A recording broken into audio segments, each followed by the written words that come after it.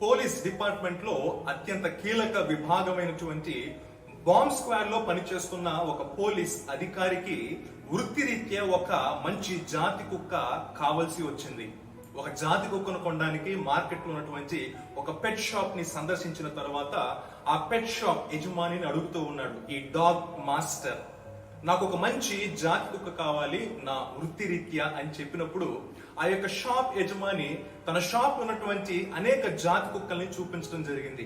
అయితే ఆ కుక్కలన్నింటిలో ఒకవైపు ఉన్న ఒక కుక్కని చూసి, ఆ కుక్క పిల్లను చూసి, నేను ఈ కుక్క పిల్లని కొనుగోలు చేస్తాను, నాకు ఈ కుక్క పిల్ల, ఈ జాతి కుక్క పిల్ల నాకు నచ్చింది అన్నప్పుడు ఆ యొక్క షాప్ యజమాని అంటూ ఉన్నాడు, ఈ డాగ్ మాస్టర్ ఈ పోలీస్ అధికారులతో, ఎవరైతే బాంబ్ స్క్వాడ్ లో పనిచేస్తూ ఉన్నారో అని చెప్తూ ఉన్నారు, సార్ ఈ యొక్క షాప్ లో ఉన్నటువంటి ఏ కుక్క పిల్లలైనా మీరు కొనుగోలు చేయండి, కానీ ఈ కుక్క పిల్లను మాత్రం నేను అమ్మట్లేదండి అన్నాడు.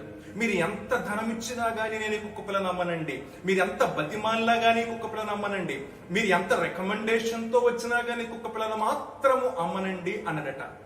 అయితే డాగ్ స్క్వాడ్ యజమాని అన్నాడు, నేనే ఖచ్చితంగా నేను ఈ కుక్క పిల్లను కొనుగోలు చేయాలి, అసలు కుక్క పిల్లని అమ్మకపోవడానికి కారణం ఏంటి అని ఆ యజమాని అడిగినప్పుడు, ఈ కుక్కలన్నిట్లో కూడా ఈ కుక్క పిల్ల చాలా ప్రత్యేకమైనది. అబ్బో ఏమిటా ప్రత్యేకత అని ఈ యొక్క పోలీస్ అధికారి అడగడం జరిగింది.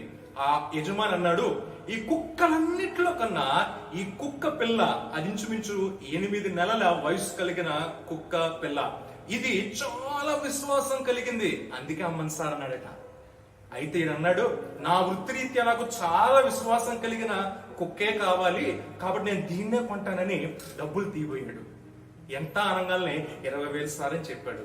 ఈ యొక్క యజమాని 20,000 రూపాయలు చెల్లించడానికి మరి డబ్బులు ఇస్తూ ఉండగా వెంటనే ఒక అనుమానం వచ్చింది, ఇన్ని కుక్కల్లో ఈ కుక్కే చాలా విశ్వాసమైనది అని నువ్వు ఎలా చెప్పగలుగుతూ ఉన్నావు, దాన్ని ఏదైనా రుజువు చేయగలవా అని ఈ యొక్క పోలీస్ అధికారి అడగడం జరిగింది.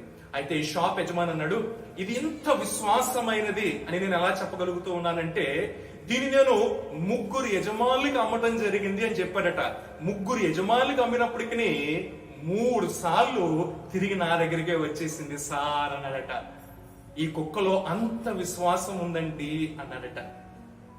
ప్రియులారా, పరిశుద్ధ బైబిల్ గ్రంథంలో యాకోబు రాసిన పత్రిక 1వ అధ్యాయము 7వ వచనాన్ని చదివినట్లయితే, అట్టి మనుష్యుడు ద్విమనస్సుకుడై తన సమస్త కార్యములందు అస్థిరుడు అనే లేఖనము రాయబడినది.